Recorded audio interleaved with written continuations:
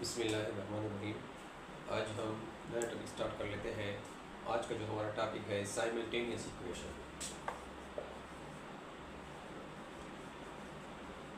Simultaneous equation क्या होता है? अब आते हैं इसकी हम ब्रीफ डिस्कशन इस पर कर लेते हैं। साइमल्टेनियस इक्वेशन मैं फॉर एग्जांपल एक इक्वेशन लिख रहा हूँ 2x + 3 = 5x।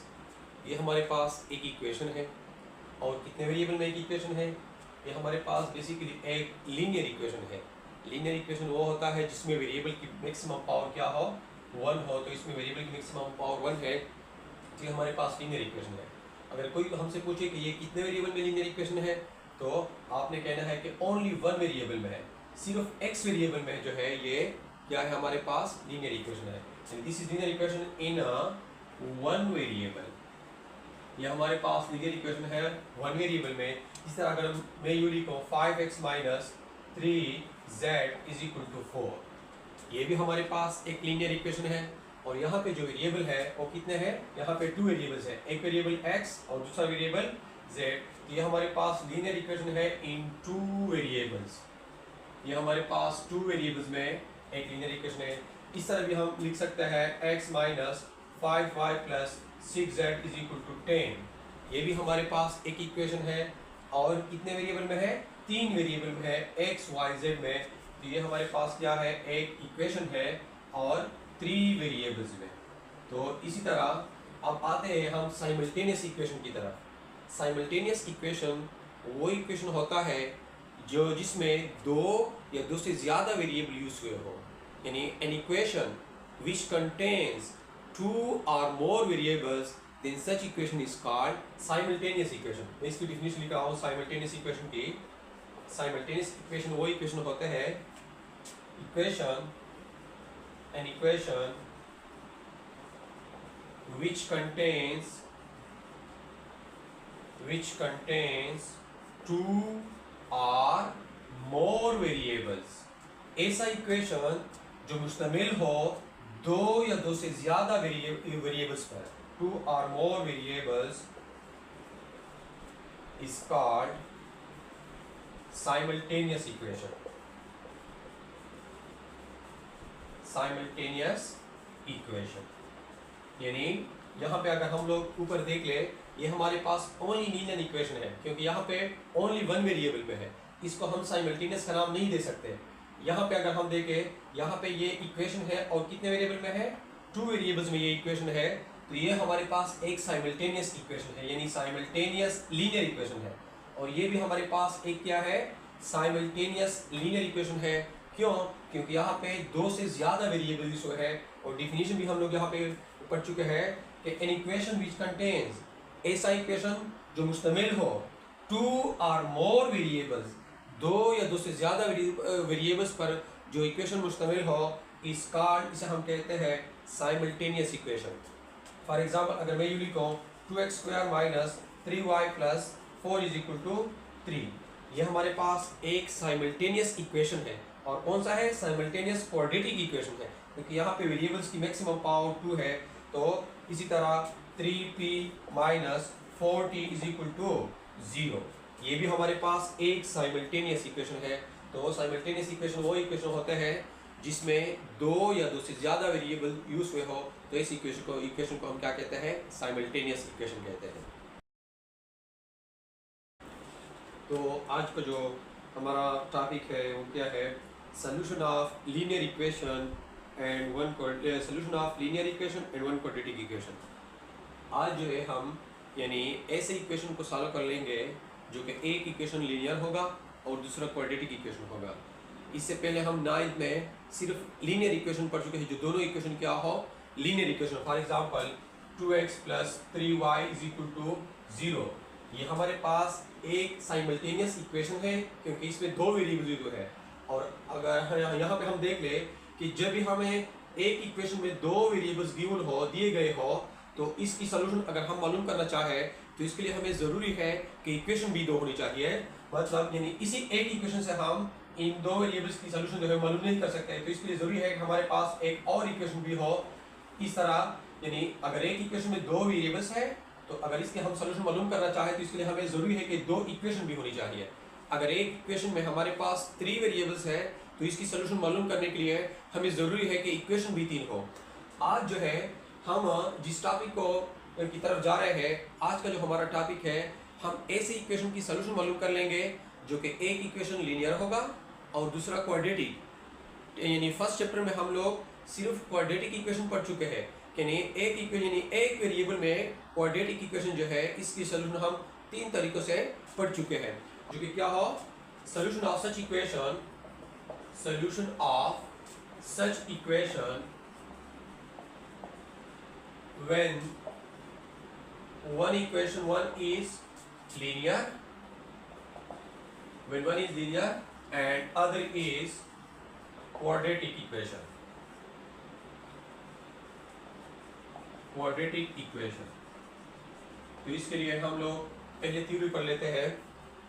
इक्वेशन के जरिए मैं इसको समझा रहा हूँ। एक्सरसाइज 2.6 है हमारा। फर्स्ट क्वेश्चन क्या है, solve the system of equations. System of equation क्या होता है, अगर यानी एक से ज्यादा इक्वेशंस हो तो इसको हम कहते हैं सिस्टम ऑफ इक्वेशन। तो फर्स्ट इक्वेशन हमारे पास है 2x - y = 3 और दूसरा इक्वेशन है x² + y² = 2। अब आते हैं हम, यानी हमारे पास आज का जो टॉपिक है, इससे पहले हम इस तरह के इक्वेशन जो है नहीं सॉल्व कर चुके हैं। जो ये फर्स्ट इक्वेशन जो है, इसको अगर मैं इक्वेशन 1 से रिप्रेजेंट कर लो, इसको 1 से रिप्रेजेंट किया और इसको इक्वेशन 2 से रिप्रेजेंट किया, ये फर्स्ट इक्वेशन हमारा क्या है, ये लीनियर इक्वेशन है, साइमल्टेनियस इक्वेशन है 2 वेरिएबल्स में। और ये भी हमारे पास एक क्वाड्रेटिक इक्वेशन है और कितने वेरिएबल में है, 2 वेरिएबल में है। तो अगर एक इक्वेशन लीनियर हो और दूसरा क्वाड्रेटिक हो तो इसकी सोल्यूशन हम किस तरीके से मालूम कर लेंगे। तो इसका तरीका यह है कि हमने क्या करना है, इस फर्स्ट इक्वेशन से हमने एक वेरिएबल की वैल्यू जो है निकालनी है, चाहे x की वैल्यू आप निकालना चाहे या y की वैल्यू, जो भी हमारे लिए इजी हो, हम उसी वेरिएबल्स की वैल्यू जो है वो मालूम कर लेंगे। यानी फर्स्ट इक्वेशन से हमने एक वेरिएबल की, चाहे x की वैल्यू हो चाहे y की वैल्यू हो, यानी एक वेरिएबल की वैल्यू हमने मालूम करनी है और इसको हमने पुट करनी है इस सेकंड इक्वेशन में। सेकंड इक्वेशन में हम क्यों पुट कर लेंगे, इसका फायदा ये होगा कि ये हमारे पास 2 वेरिएबल में क्वाड्रेटिक इक्वेशन है और हम लोग ओनली 1 वेरिएबल में क्वाड्रेटिक इक्वेशन की सोल्यूशन पढ़ चुके हैं। तो अगर हम इक्वेशन 1 से एक वेरिएबल की वैल्यू निकालें और इसको हम पुट कर लें इस सेकंड इक्वेशन में, तो इसका फायदा ये होगा कि ये सेकंड इक्वेशन जो 2 वेरिएबल्स में है ये कन्वर्ट हो जाएगा 1 वेरिएबल में, और जब 1 वेरिएबल में कन्वर्ट हो जाएगा तो क्वाड्रेटिक इक्वेशन की सोल्यूशन तो हम लोग 3 तरीकों से पढ़ चुके हैं। तो आते हैं फ्रॉम इक्वेशन 1, यानी इक्वेशन 1 से मैं फ्रॉम इक्वेशन 1 क्या है, 2x - y = 3, ये हमारा फर्स्ट इक्वेशन है। अब यहाँ से हम y की वैल्यू आसानी के साथ निकाल सकते हैं। अगर y को इधर शिफ्ट कर लो तो ये -y है, इधर शिफ्ट करने से +y बन जाएगा, और ये +3 है, अगर मैं इसको इधर शिफ्ट कर लो तो ये +3 है, ये क्या बन जाएगा, -3। तो 2x इसको इधर शिफ्ट करने से हमारे पास -3 आएगा, = y को राइट साइड पे शिफ्ट करने से हमारे पास y आ जाएगा, और y = 2x - 3। y की वैल्यू हमारे पास आ चुकी है। अब इसको मैंने पुट करना है सेकंड इक्वेशन में, पुट इन इक्वेशन 2। तो मैं इसको इक्वेशन 2 में पुट कर रहा हूँ। इक्वेशन 2 क्या है हमारा, x² + y² = 2। तो यहाँ पे x² + y की वैल्यू हमारे पास आ चुकी है। y किस चीज़ के बराबर है, 2x - 3। तो y की जगह मैं लिख रहा हूँ 2x - 3, और y के ऊपर होल स्क्वायर है, स्क्वायर भी लिख दिया = 2। तो अब यहाँ पे इस फार्मूले को हम एक्सपेंड कर लेते हैं। हमारे पास a - b whole square formula आ चुका है, सेकंड फार्मूला है। तो यहाँ पे हमारे पास बराबर है फर्स्ट टर्म का स्क्वायर, ये फर्स्ट टर्म है, प्लस सेकंड टर्म का स्क्वायर, और यहाँ पे माइनस है, -2 into first term into second term = यहाँ पे क्या है, 2 है। तो मजीद हम इसकी सिम्प्लीफिकेशन कर लेते हैं, x² और यहाँ पे प्लस ये स्क्वायर 2 पे भी है और x पे भी है, तो 2 स्क्वायर से हमारे पास 4 और x² आ जाएगा, और प्लस 3 स्क्वायर से हमारे पास 9 आ जाएगा, और यहाँ पे माइनस 2 2 = 4, 4 3 = 12, -12 आ गया, x भी इसके साथ है, और यहाँ पे ये +2 है, इसको मैं इधर शिफ्ट कर रहा हूँ, तो ये क्या बन जाएगा -2 इज इक्वल टू 0। हमारे पास क्वाड्रेटिक यूनिट आ चुका है एक्स स्क्वायर प्लस 4x² से हमारे पास ये लाइक टर्म्स है 5x² आ जाएगा और यहाँ पे -12x है और यहाँ पे +9 और -2 से हमारे पास +7 जो है ये आ जाएगा। अब ये हमारे पास क्वाड्रेटिक इक्वेशन आ चुका है ओनली वन वेरिएबल में, जो दो वेरिएबल में था यानी ये कन्वर्ट हो गया है ओनली वन वेरिएबल में। तो अब इसकी हम क्या कर लेते हैं, इसको सॉल्व कर लेते हैं। अगर हम इसकी फैक्टराइजेशन कर लें, फर्स्ट और लास्ट टर्म को अगर हम मल्टीप्लाई करें तो 7 5 36 और 7 5 35x आ जाएगा।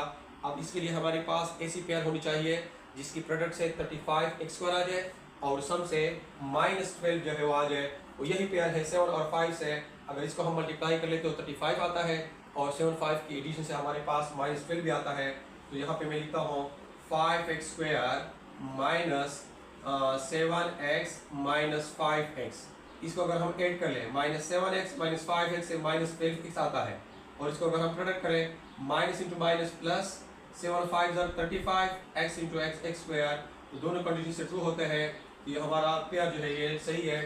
अब इन दो टर्म में कॉमन लेता हूँ, इसमें x कॉमन है, यहाँ पे क्या रह चुका है 5x माइनस 7 और यहाँ पे -1 कॉमन है तो क्या आ जाएगा 5x। जहाँ पे भी हम माइनस कॉमन कर ले तो इसके बाद जो जितने भी साइन आएंगे वो चेंज होंगे। यहाँ पे प्लस है, ये क्या बन जाएगा माइनस में कन्वर्ट हो जाएगा, -7 इज इक्वल टू 0। तो 5x - 7 5x - 7 दोनों कॉमन है, 5x - 7 कॉमन लिया into x - 1 is equal to 0। तो दो एक्सप्रेशन की प्रोडक्ट जो है 0 के बराबर है। इसका मतलब है कि यहाँ फर्स्ट एक्सप्रेशन 5x - 7 ये 0 के बराबर है और x - 1 इज इक्वल टू 0। यहाँ पे हम x की वैल्यू निकालेंगे 5x इज इक्वल टू +7 बन जाएगा। हमें x की वैल्यू चाहिए डिवाइड बोथ साइड बाय 5, तो यहाँ पे 5 5 cancel, x is equal to 7/5 आ जाएगा। और यहाँ पे भी हम x की वैल्यू निकालेंगे, x इज इक्वल टू -1 है, इसको इधर शिफ्ट कर लें तो +1 बन जाएगा। हमारे पास x की वैल्यू आ चुकी है। यहाँ पे क्वेश्चन में कहा था कि solve the system of equation, और सिस्टम सोल्यूशन ऑफ इक्वेशन क्या होता है कि इक्वेशन में जो वेरिएबल है इसकी वैल्यू निकालें।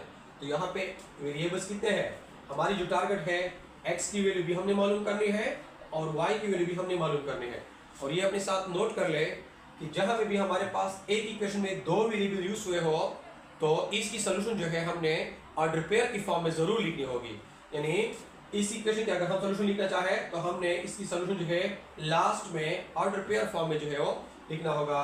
तो अब यहाँ पे सिर्फ हमारे पास x की वैल्यू आ चुकी है और y की वैल्यू अभी ना मालूम है, तो अब हम x की वैल्यू यहाँ पे ये यूज कर लेंगे और इसके मुताबिक y की वैल्यू इस एक्सप्रेशन से हमने मालूम करना है।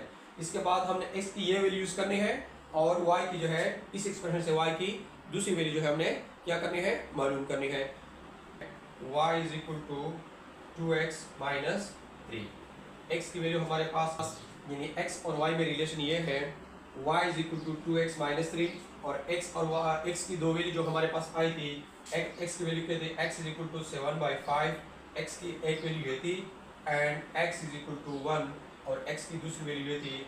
अब हमने क्या करना है, if x is equal to 7/5 put in, अगर इसको मैं इक्वेशन 3 से रिप्रेजेंट कर लो, पुट इन इक्वेशन 3 देन हमारे पास y की वैल्यू आ जाएगी, y इज इक्वल टू क्या है 2x minus 3, y is equal to 2 into x की वैल्यू पुट कर ले यहाँ पे 7/5 minus 3, y is equal to 7 2 14/5 minus 3। यहाँ पे हमारे पास एलसीएम जो है 5 आ जाएगा। 5 अगर हम 5 पे डिवाइड कर ले, एलसीएम हमारा 5 आ चुका है, इसको हमने इस डिनोमिनेटर पे डिवाइड करना है, 5 1 ज़र 5, आंसर हमारे पास 1 को मल्टीप्लाई कर ले 14 के साथ तो 14 1 ज़र 14, माइनस की जगह माइनस लिख दिया। एलसीएम 5 को मैंने डिवाइड करना है नीचे डिनोमिनेटर 1 पे, 1 5 ज़र 5, हमारे पास आंसर 5 आ गया। 5 को 3 के साथ मल्टीप्लाई करें 5 3 ज़र 15, तो हमारे पास y की वैल्यू आ जाएगी, y इज इक्वल टू -15 से 14 निकालें -1/5 आ गया y की वैल्यू। तो हमारे पास एक सोल्यूशन आ चुका है। अगर इसको मैं x और y के हम लोग पढ़ चुके हैं, x और y की फॉर्म में लिखूँ तो x की वैल्यू क्या है, अगर x की वैल्यू 7/5 हो तो y की जो वैल्यू आएगी वो -1/5। एक सोल्यूशन हमारे पास ये आ चुका है और दूसरी सोल्यूशन को हमने यहाँ से x की वैल्यू ये यूज करनी है।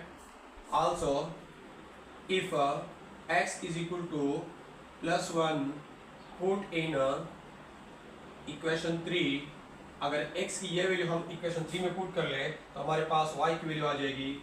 Then y is equal to 2x minus 3 है, y is equal to 2 into x की वैल्यू यहाँ पे क्या है 1 है -3, y is equal to 2 minus 3, y is equal to -1। हमारे पास सेकंड सोल्यूशन भी आ चुका है कि अगर मैं इसको ऑर्डर पेयर फॉर्म में लिखूँ, क्योंकि टू वेरिएबल में जो भी इक्वेशन होते हैं इसकी सोल्यूशन हमें ज़रूर ऑर्डर पेयर की फॉर्म में लिखनी है। तो x की वैल्यू क्या है, अगर x की वैल्यू 1 हो तो y की वैल्यू क्या आएगी -1 आ जाएगी। तो यहाँ पे हमारे पास दो सोल्यूशन आ चुके हैं। अब लास्ट में हमने सोल्यूशन जो है इसको लिखना है। सोल्यूशन एक सोल्यूशन क्या है 7/5 -1/5, एक सोल्यूशन ये है और दूसरा सोल्यूशन जो है 1 -1। और सोल्यूशन सेट क्या होगा, सोल्यूशन सेट अगर इसी सोल्यूशन को यानी 7/5 -1/5, एक सोल्यूशन ये है 1 -1, ये दूसरा सोल्यूशन है। इसको अगर मैं इनक्लोज करूँ विद इन ब्रेसिस तो ये हमारे पास क्या आ चुका है सोल्यूशन। और इसके साथ ये फर्स्ट क्वेश्चन जो है ये कंप्लीट हो चुका है।